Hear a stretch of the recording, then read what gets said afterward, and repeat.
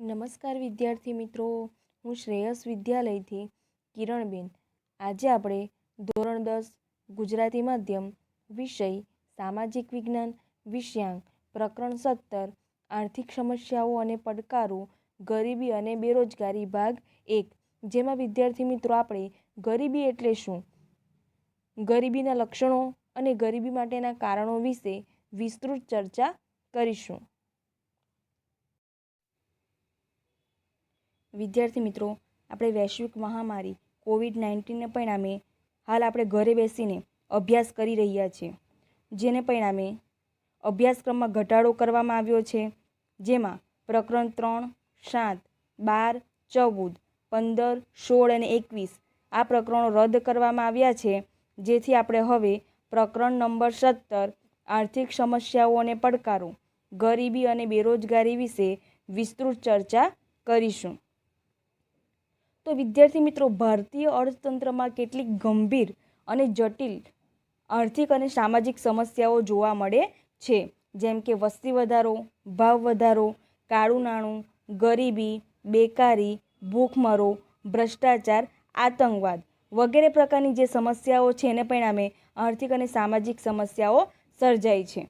જેમાંની મુખ્ય આર્થિક સમસ્યાઓમાં ગરીબી, બેરોજગારી, ભાવ વધારો, વસ્તી વધારો છે. તો આપણે આ પ્રકરણમાં ગરીબી એટલે શું,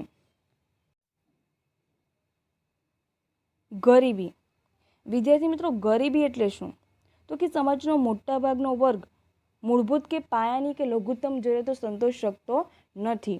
આવી લઘુત્તમ કે પાયાની જરૂરિયાતો કઈ કઈ? રોટી, કપડાં ઓર મકાન, એ સાથે શિક્ષણ અને આરોગ્યની સેવાઓનો પણ સમાવેશ કરવામાં આવે છે. તો અન્ન, વસ્ત્ર, રહેઠાણ, શિક્ષણ અને આરોગ્ય જેવી સેવાઓ ન્યૂનતમ માત્રામાં પણ ભોગવવાથી વંચિત રહીને જીવન ગુજારતો હોય કે જીવન જીવતો હોય ત્યારે સમાજની તેવી સ્થિતિને વ્યાપક કે દારૂણ ગરીબી કહેવાય છે. તો કે જે સમાજનો મોટાભાગનો વર્ગ પાયાની જરૂરિયાતો જેવી કે અન્ન, વસ્ત્ર, રહેઠાણ, શિક્ષણ અને આરોગ્ય વગેરે પ્રકારની સેવાઓ ન્યૂનતમ માત્રામાં મેળવી શકતો ન હોય અથવા તો મેળવવાથી વંચિત રહેતો હોય અને એ રીતે જીવન ગુજારતો હોય તો એવી સામાજિક પરિસ્થિતિને આપણે દારૂણ ગરીબી તરીકે ઓળખીએ છીએ. અને એવી સ્થિતિમાં સમાજમાં રહેતી વ્યક્તિને ગરીબ તરીકે ઓળખવામાં આવે છે. તો બીપીએલ વિદ્યાર્થી મિત્રો, બીપીએલ એટલે કે બિલો પોવર્ટી લાઇન, ગરીબી રેખાથી નીચે જીવતા લોકો. તો કે આવા ગરીબી રેખાથી નીચે જીવતા લોકોના કેટલાક લક્ષણો છે, જેના આધારે આપણે કહી શકીએ કે વ્યક્તિ કેવો છે, ગરીબ છે. તો કે આ ગરીબી અંગેનો જે ખ્યાલ છે તે કેવો ખ્યાલ છે, ગુણાત્મક. ગરીબી અંગેનો ખ્યાલ તે કેવો છે, ખ્યાલ ગુણાત્મક ખ્યાલ છે. ભારતમાં ગરીબીને વ્યક્તિના જીવનના લઘુત્તમ સ્તર તરીકે જોવામાં આવે છે. આ રીતે લઘુત્તમ પાયાની જરૂરિયાતો સંતોષી શકતા ન હોવાને પરિણામે જે ગરીબ વ્યક્તિ છે તેને જીવનના લઘુત્તમ સ્તર તરીકે જોવામાં આવે છે. જેના લક્ષણો તમને પરીક્ષામાં પૂછાય છે. તો કે જે વ્યક્તિને 2 ટંક પૂરતું ભોજન પણ મળતું ન હોય, ભોજન એટલે કે ખોરાકની સમસ્યા, બરાબર. તો કે જે વ્યક્તિને 2 ટાઈમ જમવાનું પણ મળતું ન હોય તો એવી વ્યક્તિને આપણે ગરીબ તરીકે ઓળખીએ છીએ. રહેવા માટે પૂરતી માત્રામાં મોકળાશવાળી જગ્યા પ્રાપ્ત ન થઈ હોય, બરાબર. રહેઠાણની સમસ્યા છે, તો કે રહેવા માટે પૂરતી માત્રામાં મોકળાશવાળી જગ્યા પ્રાપ્ત ન હોય, ગીચ વસ્તીમાં રહેતો હોય, ના છૂટકે તેણે ગંદા વસવાટ કે સ્લમ વિસ્તારોમાં વસવાટ કરવો પડતો હોય છે. તો આ રીતે મોકળાશવાળી જગ્યા ન હોવાને પરિણામે તે ગીચ વસ્તીમાં રહે છે. પરિણામે આરોગ્યને લગતી સમસ્યા પણ સર્જાય છે. તેની આવક નિર્ધારિત અપેક્ષિત આવકથી પણ ઓછી હોય છે. તો કે એની આવક ઓછી હોવાને પરિણામે તે પાયાની લઘુત્તમ જરૂરિયાતો પણ સંતોષી શકતો નથી. તેનું આયુષ્ય રાષ્ટ્રીય સરેરાશ આયુષ્ય દરથી પણ ઓછું હોય છે. તો કે જે આપણું અપેક્ષિત આયુષ્યનો દર નક્કી કરવામાં આવ્યો છે એના કરતાં પણ તે ઓછું આયુષ્ય ભોગવે છે. જેઓ મોટે ભાગે નિરક્ષર હોય છે, તો કે તેઓ શિક્ષણ મેળવી શકતા નથી, બરાબર. અને તેને પરિણામે તેઓમાં સાક્ષરતાનું પ્રમાણ કેવું જોવા મળે છે, ઓછું જોવા મળે છે. જેઓ સતત પોષણક્ષમ આહારના અભાવે નાના મોટા રોગોથી પીડાતા હોય છે, તો એમને પોષણયુક્ત ખોરાક પણ મળતો નથી અને તેને પરિણામે પોષણયુક્ત ખોરાક ન મળવાને પરિણામે તેને ઘણા નાના મોટા રોગોનો ભોગ બનવું પડે છે. જેમના બાળકોને કુટુંબની આવકમાં વધારો કરવાની ફરજે ભણવાની ઉંમરે મજૂરી કે કામ ધંધે જવા માટે મજબૂર થવું પડતું હોય છે. તો કે કુટુંબમાં રહેનારા વ્યક્તિઓની સંખ્યા વધારે હોય છે. તો કે એવી જ્યારે વધારે સંખ્યામાં લોકો હોય છે તો એમના ભરણ પોષણ માટે તે કુટુંબના બાળકને પણ મજૂરી માટે મોકલવામાં આવતું હોય છે, કામ ધંધા માટે મોકલવામાં આવતા હોય છે. તો આવા પ્રકારની જે સમસ્યા છે તે ગરીબીનું જ એક લક્ષણ છે. જેમના બાળકોનું કુપોષણના લીધે બાળ મૃત્યુનું પ્રમાણ ઊંચું રહેતું હોય. તો કે ખોરાકની સમસ્યા એટલે કે તેમની પાયાની જરૂરિયાતોમાં ખોરાકની સમસ્યા સર્જાતી હોય અને એને પરિણામે કુપોષણને લીધે બાળ મૃત્યુ દર કેવો હોય છે? ઊંચો હોય છે.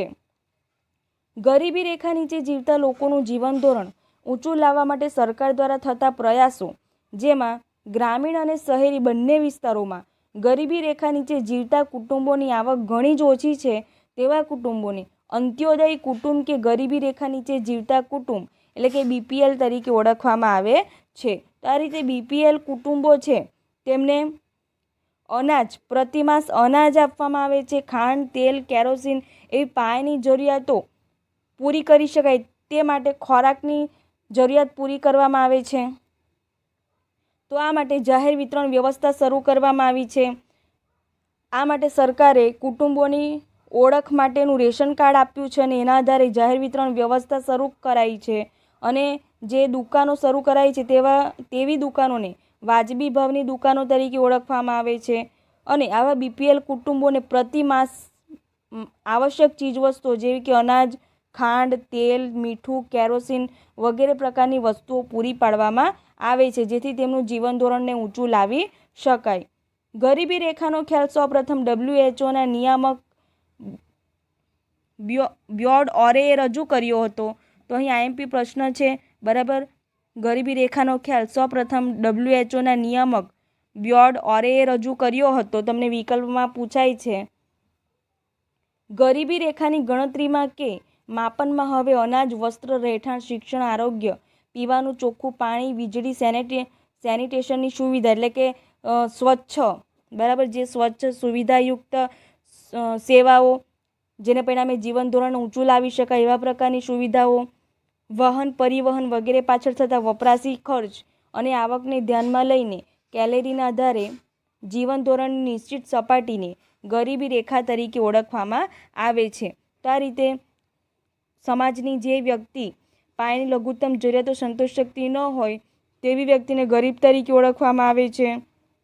તો ગરીબી રેખાની માપનમાં અન્ન, વસ્ત્ર, રહેઠાણ ઉપરાંત હવે તો શિક્ષણ, આરોગ્ય, પીવાનું ચોખ્ખું પાણી, સ્વચ્છતા માટે સેનિટેશનની સુવિધા, વીજળી, વાહન વ્યવહાર, પરિવહન વ્યવહાર વગેરે પાછળ કેટલા પ્રમાણમાં વપરાશી ખર્ચ કરવામાં આવે છે.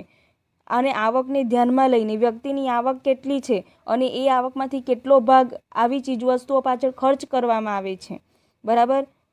ત્યાર પછી કેલેરીના આધારે જીવન ધોરણની નિશ્ચિત સપાટીના આધારે જીવન ધોરણ એટલે કે ગરીબી રેખા નક્કી કરવામાં આવે છે.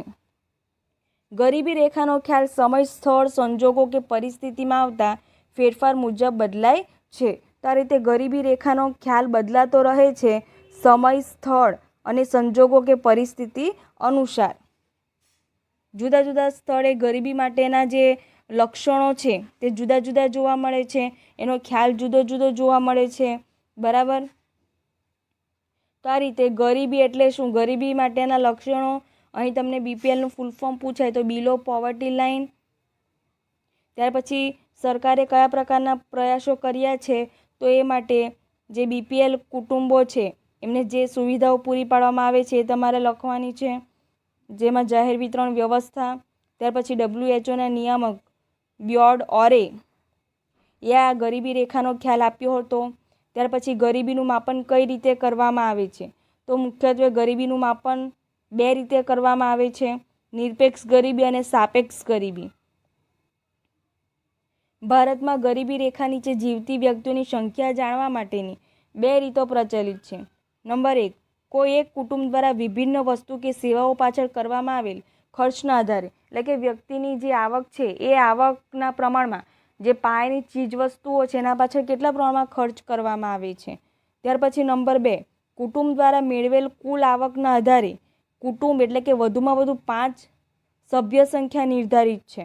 તો કે જે કુટુંબ છે એમાં જે વ્યક્તિઓ છે એ વ્યક્તિઓની આવક કેટલી છે તેના આધારે માપન કરવામાં આવે છે ગરીબીનું. તો નંબર અ, નિરપેક્ષ ગરીબી.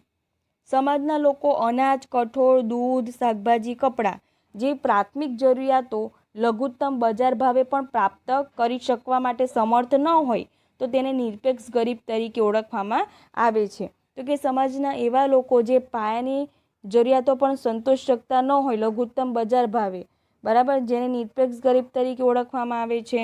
તો સાપેક્ષ ગરીબ એટલે શું? તો સાપેક્ષ ગરીબમાં જૂથ હોય છે, જે આવક હોય છે કુટુંબની, તો કે એને જૂથમાં વિભાજિત કરવામાં આવે છે અને એ જૂથની સરખામણી કરવામાં આવે છે, બરાબર. અને સરખામણીના આધારે ગરીબીના ખ્યાલ જાણવામાં આવે છે.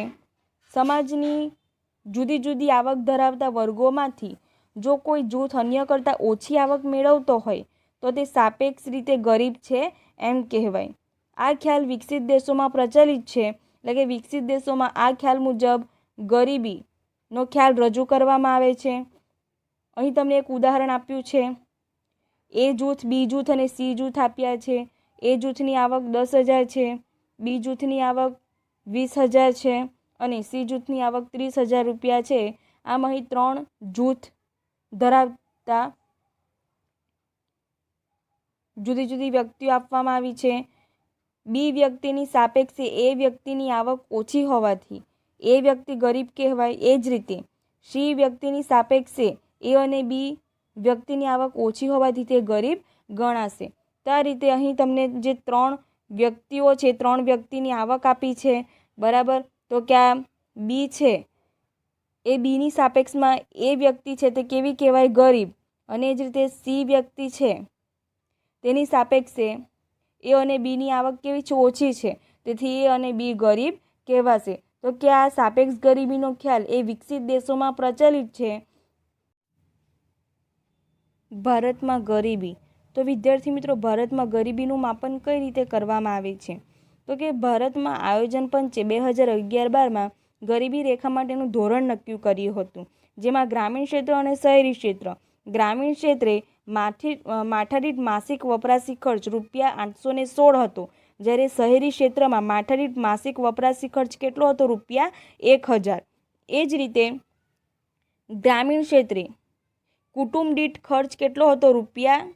₹4080. અને શહેરી ક્ષેત્રે કુટુંબ દીઠ વપરાશી ખર્ચ કેટલો હતો? ₹5000 નિર્ધારિત થયું હતું. તો આ રીતે તમને વિકલ્પ પૂછાય તો આવડવા જોઈએ.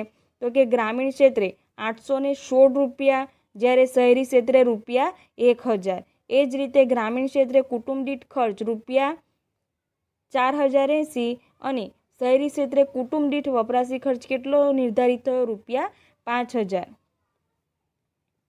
તો આ રીતે આ પ્રકારના વપરાશી ખર્ચને પહોંચી વળવા માટે માથાદીઠ માસિક આવક ઓછામાં ઓછી તો મળવી જ જોઈએ.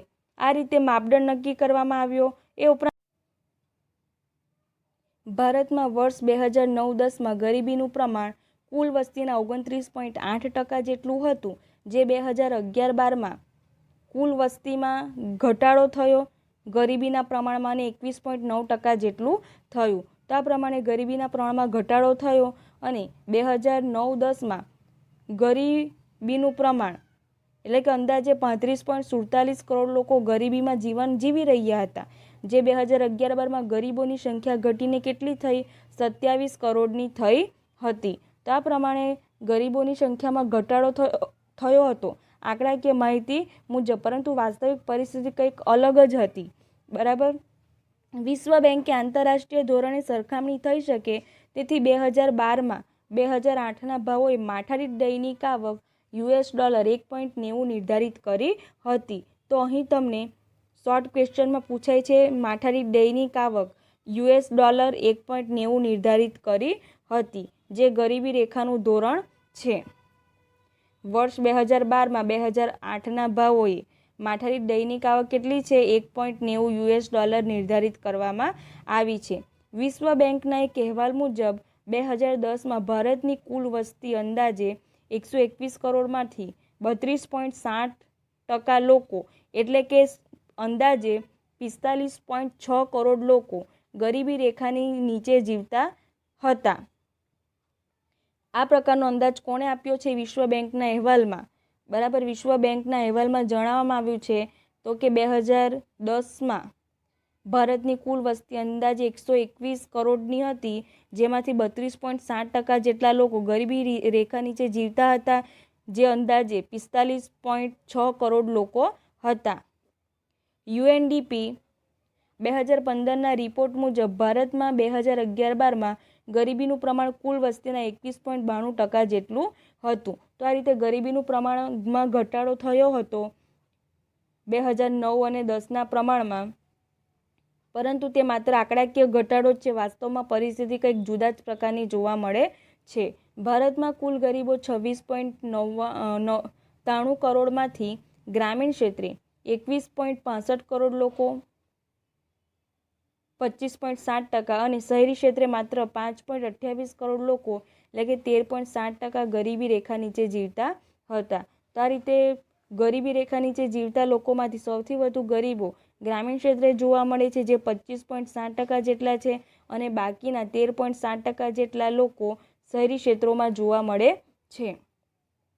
ભારતમાં સૌથી વધુ ગરીબીનું પ્રમાણ ધરાવતું રાજ્ય છત્તીસગઢ છે. તો અહીં તમને વિકલ્પમાં પૂછાય છે, બરાબર, ભારતમાં સૌથી વધુ ગરીબી ધરાવતું રાજ્ય કયું છે? તો છત્તીસગઢ આવશે. જ્યારે સૌથી ઓછી ગરીબી ધરાવતું રાજ્ય ગોવા છે, જ્યાં માત્ર 5.9% જેટલી જ ગરીબી જોવા મળે છે, જ્યારે છત્તીસગઢમાં 36.93% જેટલી ગરીબી જોવા મળે છે. ગુજરાતમાં ગરીબીનું પ્રમાણ 16.63% જોવા મળ્યું છે, અને ગુજરાતમાં અન્ય રાજ્યોમાંથી લોકો રોજગારી મેળવવા માટે આવતા હોય છે.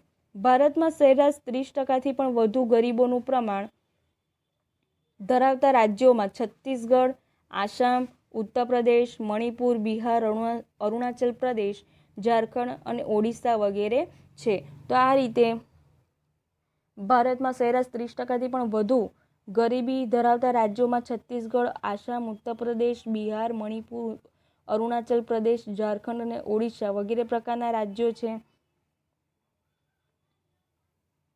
ભારત એ વિપુલ પ્રમાણમાં કુદરતી સંસાધનો અને અપાર કુદરતી બક્ષિસથી સમૃદ્ધ છે, પરંતુ આ વિપુલ સંસાધનોનો સુયોગ્ય લાભ ઉઠાવવાની ક્ષમતાનો અભાવ, જે સંસાધનો આપણને પ્રાપ્ત થયા છે તેનો કાર્યક્ષમતાપૂર્વક ઉપયોગ કરવાનો અભાવ જોવા મળે છે. શિક્ષણ, તાલીમ અને કૌશલ્યના અભાવે પૂરતા પ્રમાણમાં શિક્ષણ પ્રાપ્ત કરી શકતા નથી, એટલે કે સાક્ષરતાનું પ્રમાણ ખૂબ જ ઓછું જોવા મળે છે. ત્યારબાદ તાલીમ અને કૌશલ્ય ધરાવતા હોય છે, પરંતુ યોગ્ય સુવિધા ન મળવાને પરિણામે આ તાલીમ અને કૌશલ્યનું કોઈ મહત્ત્વ રહેતું નથી. વર્ષોના ખામીયુક્ત આયોજનના લીધે આ કુદરતી સંપત્તિનો લોકોના કલ્યાણ અને સુખાકારી અર્થે જોઈએ તેટલો ઉપયોગ ન થઈ શકવાને કારણે લોકોમાં ગરીબીનું પ્રમાણ ઘટ્યું નહીં, અને તેથી કહેવાય છે કે ધનિક ભારતોમાં ગરીબો વસે છે. આ રીતે તમને વિધાન પૂછાય છે કે ધનિક ભારતોમાં ગરીબ વસે છે, સમજાવો. ત્યારે તમારે આ પ્રકારે સમજૂતી આપવાની, બરાબર. ભારતમાં કુદરતી સંસાધનો વિપુલ પ્રમાણમાં અને અપાર કુદરતી બક્ષિસથી સમૃદ્ધ છે. એમ છતાં વિપુલ સંસાધનો હોવા છતાં તેનો સુયોગ્ય અને કાર્યક્ષમ ઉપયોગ ન થઈ શકવાને પરિણામે શિક્ષણ, તાલીમ અને કૌશલ્યના અભાવે, ખામીયુક્ત આયોજનના અભાવે કુદરતી સંપત્તિનો ઉપયોગ લોકોના કલ્યાણ અને સુખાકારી માટે થઈ શકતો ન હોવાને કારણે લોકોમાં ગરીબીનું પ્રમાણ ઘટ્યું નથી, અને તેથી કહી શકાય કે ધનિક ભારતમાં ગરીબો વસે છે. તો કે ભારત પાસે કુદરતી સંસાધનો વિપુલ પ્રમાણમાં છે, એટલે કે ભારત દેશ ધનિક છે, એમ છતાં આપણે પૂરતા પ્રમાણમાં કૌશલ્યનો ઉપયોગ કરીને તેમાંથી ઉપયોગી ચીજવસ્તુ નિર્માણ કરી શકતા નથી. ગ્રામીણ ક્ષેત્રે ગરીબો. ગ્રામીણ ક્ષેત્ર વસતા ગરીબોમાં મોટાભાગે જમીન વિહોણા ખેતમજૂરો, ગૃહ ઉદ્યોગો કે કુટીર ઉદ્યોગોના કારીગરો, સીમાંત ખેડૂતો, ભિક્ષુકો, વેઠિયા મજૂરો, જંગલ કે પહાડી વિસ્તારમાં રહેતા લોકો, જનજાતિઓ, કામચલાઉ કારીગરો વગેરે છે, જેઓ ગરીબી રેખાની નીચે જીવન જીવી રહ્યા છે. તો આ રીતે ગ્રામીણ ક્ષેત્રના ગરીબો, જેમાં કોનો સમાવેશ થાય છે એવો પ્રશ્ન પૂછાય ત્યારે આ પ્રકારે તમારે માહિતી આપવાની. ત્યાર પછી શહેરી ક્ષેત્રે ગરીબો. શહેરી ક્ષેત્રના ગરીબોમાં કામચલાઉ મજૂર, બેરોજગાર દૈનિક શ્રમિક, ઘર નોકર, રિક્ષા ચાલક, ચા નાસ્તાની લારી ગલ્લા કે હોટલ ઢાબા પર કે ઓટો ગેરેજમાં કામ કરનારા શ્રમિકો, ભિક્ષુકો કે જેઓ પોતાની ન્યૂનતમ જીવન જરૂરિયાતની ચીજવસ્તુઓ પણ સંતોષી શકતા નથી અને તેઓ ગરીબાઈમાં સબળી રહ્યા છે. તો આ રીતે શહેરી ક્ષેત્રે ગરીબીમાં કોનો સમાવેશ થાય છે અને ગ્રામીણ ક્ષેત્રે ગરીબીમાં કોનો સમાવેશ થાય છે, તો તમારે આટલી માહિતી જણાવવાની. ત્યાર પછી ગરીબી ઉદ્ભવવા માટેના કારણો. હવે ગરીબી ઉદ્ભવવા માટેના કારણો આપણે જાણવા ખૂબ જ જરૂરી છે. શા માટે? કારણ કે તો જ તેનું આપણે નિવારણ કરી શકીશું. કોઈ પણ સમસ્યા હોય તો તેના કારણો જાણીએ તો ત્યાર પછી તેના ઉપાયો આપણે હાથ ધરી શકીએ છીએ. તો એ ગરીબી માટેના કારણો પણ આપણે જાણવા જરૂરી છે કે ગરીબીના મૂળિયા ક્યાં સુધી ફેલાયેલા છે. ગરીબીના મૂળિયા શહેરો કરતાં ગ્રામ્ય વિસ્તારોમાં ખૂબ જ ઊંડે સુધી વિસ્તરેલા છે.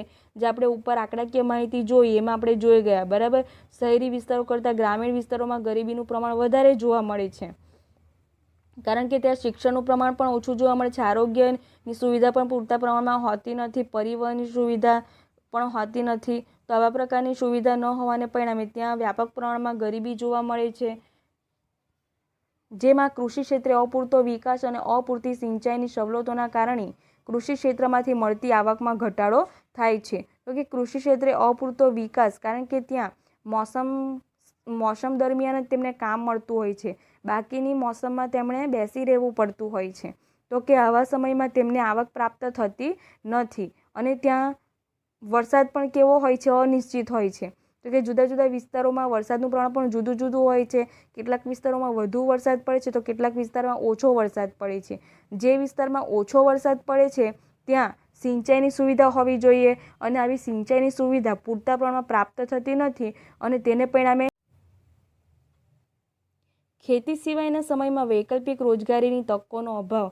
તો વિદ્યાર્થી મિત્રો, આપણે ત્યાં જે ખેતી થાય છે તે વરસાદ આધારિત ખેતી થાય છે અને આપણે ત્યાં જે વરસાદ આધારિત ખેતી છે તો કે ચોમાસાની ઋતુ દરમિયાન જ ખેતી કરવામાં આવે છે, બાકીની ઋતુ દરમિયાન એમ જ બેસી રહેવું પડતું હોય છે. એ ઉપરાંત જે ભારતનો ખેડૂત કેવો છે? ગરીબ છે અને નિરક્ષર છે, બરાબર. અને તેથી અન્ય ક્ષેત્રમાં તે રોજગારીની તકોનો લાભ લઈ શકતો નથી.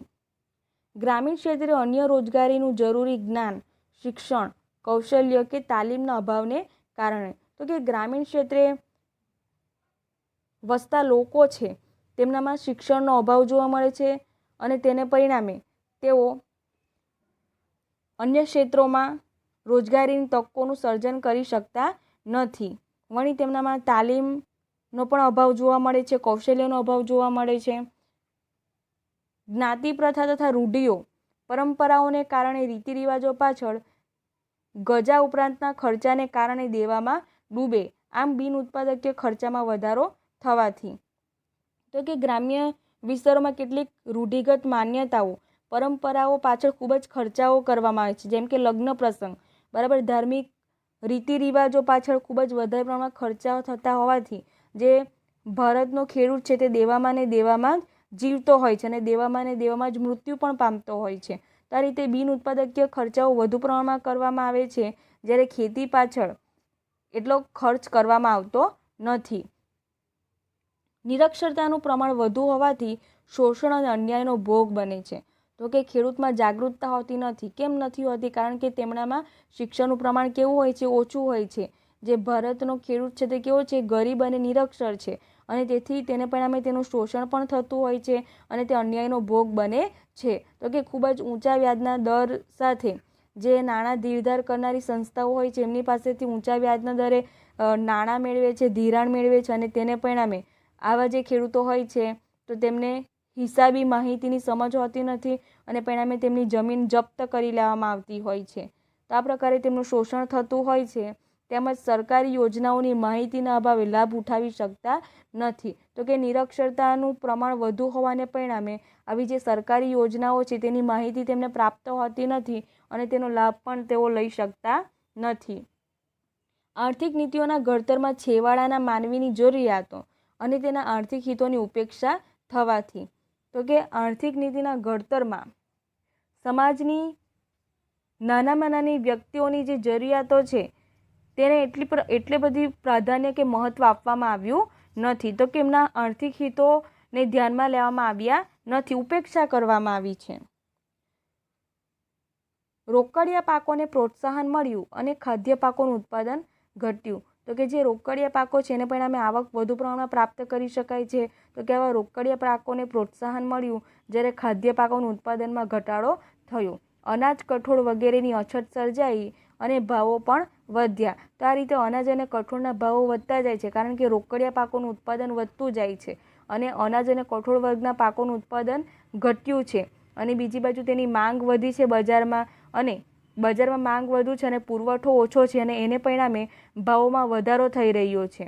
એટલે કે ભાવો વધે છે જેથી 2 ટંક પૂરતું ભોજન પણ પ્રાપ્ત ન થવાથી. તો કે આવા જે વધતા જતા ભાવો છે તે ગરીબ વર્ગના લોકો આવી ચીજવસ્તુ ખરીદી શકતા નથી અને તે પરિણામે ભોજન પાછળ ખર્ચ ન કરી શકતા હોવાથી તેમને 2 ટાઈમ જમવાનું પણ મળતું હોતું નથી. આર્થિક સુધારાઓના અમલ થકી ગ્રામીણ અર્થવ્યવસ્થા પડી ભાંગી, કુટીર અને લઘુ ઉદ્યોગો ખલાસ થયા, સ્થળાંતર વધ્યું અને ખેતીની આવક ઘટવાથી. તો આ રીતે આર્થિક સુધારાઓ જે વખતો વખત કરવામાં આવી રહ્યા છે અને એને પરિણામે જે ગ્રામીણ અર્થવ્યવસ્થા છે તે પડી ભાંગી, નાના અને ગૃહ ઉદ્યોગોની ઉપેક્ષા કરવામાં આવી અને એને પરિણામે સ્થળાંતર વધ્યું, લોકો રોજગારી માટે શહેરો તરફ વળ્યા અને એ રીતે ખેતી તરફથી ઉદ્યોગો અને શહેરો તરફ વળ્યા અને એથી ખેતી ક્ષેત્રની આવકમાં ઘટાડો થયો. ગરીબો કુપોષણના અને વિવિધ રોગોનો શિકાર બને છે. તો આ રીતે જે લોકો સ્થળાંતર કરી ગયા, બરાબર, ગ્રામ્ય વિસ્તારમાંથી શહેરી વિસ્તારમાં, તો કે શહેરોમાં વસ્તીમાં વધારો થશે, એને પરિણામે વસ્તી ગીચતાના પ્રશ્નો સર્જાશે, ગંદકીની સમસ્યા સર્જાશે. તો કે આને પરિણામે વિવિધ રોગોનો શિકાર તેઓ બનશે. એ ઉપરાંત જે ગરીબો છે તેમના માટે ખોરાકની જે સમસ્યાને પરિણામે કુપોષણનો ભોગ બનશે, આરોગ્ય વિષયક ખર્ચાઓ વધશે અને આવક સ્થિર જ રહી સારવાર દવા પાછળના ખર્ચા વધવાથી. તો કે એક બાજુ આવક વધતી નથી અને બીજી બાજુ જે રોગો છે તે રોગો વધવાને પરિણામે તેના પાછળ ખર્ચાઓ કરવામાં આવે છે, દવા સારવાર પાછળ, જેને પરિણામે ગરીબીમાં વધારો થાય છે. ટેકનોલોજીમાં ફેરફાર આવતા. તો કે ટેકનોલોજીમાં ફેરફાર થાય છે એટલે કે જે ખેતી ક્ષેત્રે જે સાધનો વપરાતા હતા જૂના પુરાણા, જેમ કે દાંતરડું, બરાબર, હળ, તો કે એના સ્થાન અત્યારે જે પરંપરાગત વ્યવસાયો હતા, કુટીર ઉદ્યોગો હતા તે પડી ભાંગ્યા. એના જગ્યાએ સ્થાનિક બજારો બંધ થતાં બેકારીમાં વધારો થયો. તો કે ટેકનોલોજીમાં પરિવર્તન આવવાને પરિણામે જે પરંપરાગત વ્યવસાયો હતા તે પડી ભાંગ્યા, કુટીર ઉદ્યોગો પડી ભાંગ્યા અને તેને પરિણામે રોજગારીમાં ઘટાડો થયો અને બેકારીમાં વધારો થયો. વસ્તી વૃદ્ધિ દર વધ્યો, મૃત્યુદર ઘટ્યો.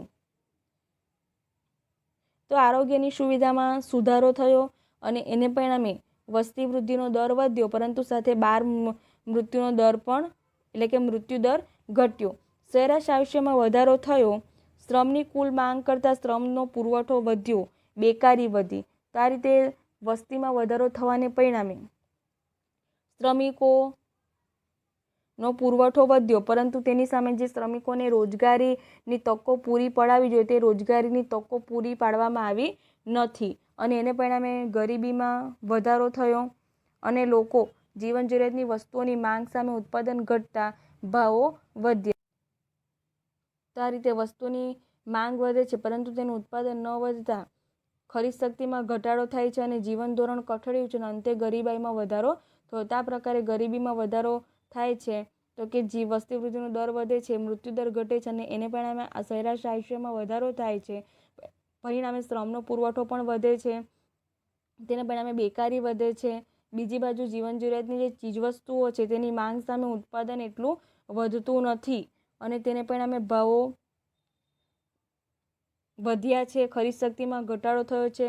જે ભાવો વધ્યા છે એને પરિણામે એટલી વસ્તુ ખરીદી શકતા નથી અને લોકોનું જીવન ધોરણ કેવું નીચું ગયું છે અને ગરીબીમાં વધારો થયો છે.